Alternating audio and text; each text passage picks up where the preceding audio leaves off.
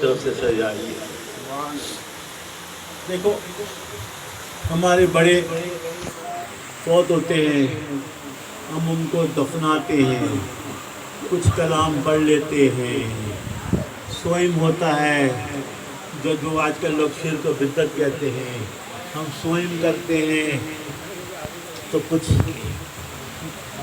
نظر و نیاز فاتحہ اپنی توفیق سے، کوئی یہ واجب یا فرض نہیں ہے، ہم کو ان سے محبت ہے، ہمیں اپنے والدین سے محبت ہے، اس لیے ہم سوئم کرتے ہیں، سوئم کرتے ہیں۔ اس کے بعد چیلم آ جاتا ہے، لوگ کہتے ہیں کیا یہ چیلم ہے؟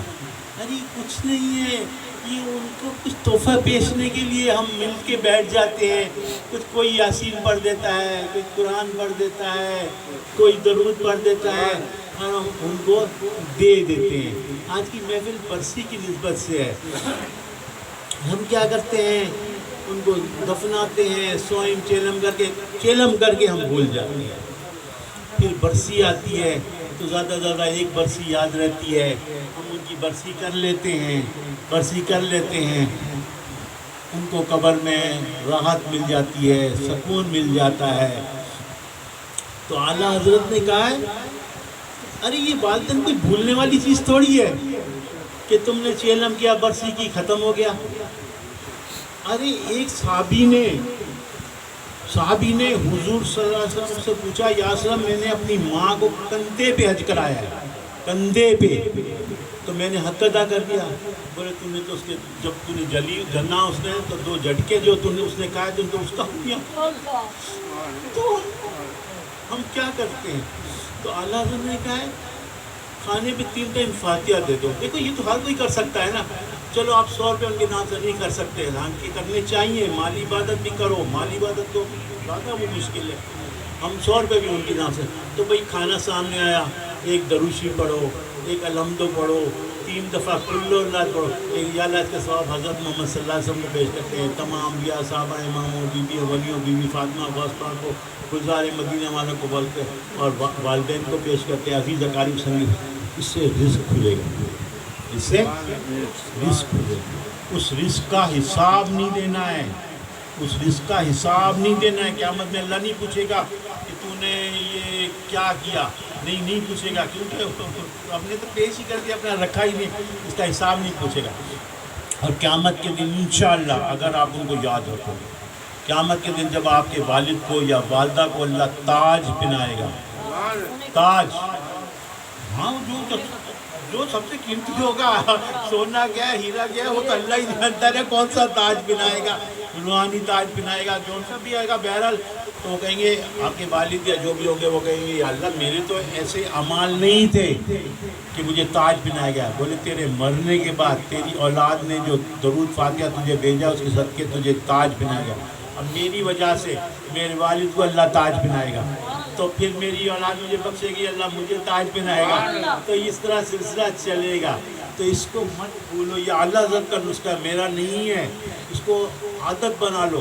اور کبھی بھول جاؤ نا، وہ بھول جاؤ، ایک الحمدو 3 کل پڑھنا 4 بجے یاد آتا، پھر ایک الحمدو 11 کل بھیجو تاکہ بھولنے نہ دے، فرشتے آپ کو بھولنے نہ دے۔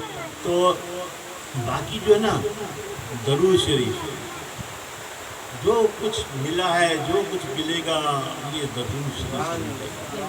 یہ اتنا میٹھا پھل ہے، اتنا میٹھا پھل ہے کہ جب آپ اس کو کثرت کرو گے نا تو وہ آ جائیں گے، قسم خدا کی آ جائیں گے، آ جائیں گے، خواب میں آ جائیں گے، خواب میں آ جائیں گے، آپ ان کا دیدار کرو گے۔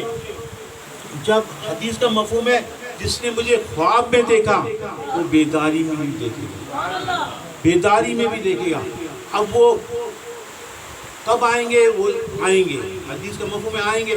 اب وہ آئیں گے، اب آپ میں اتنی طاقت نہیں ہے، سخت نہیں ہے ان کو برداشت کرنے کی، تو پھر نفس ہمارا جب مر چکا ہوگا نزا کے وقت، اور اس وقت کی ضرورت ہے، تو وہ اس وقت آئیں گے، کلمہ درود پڑھائیں گے، انشاءاللہ ایمان پہ خاتمہ ہو جائے گا، بغیر حساب کے خاتمہ ہو جائے گا۔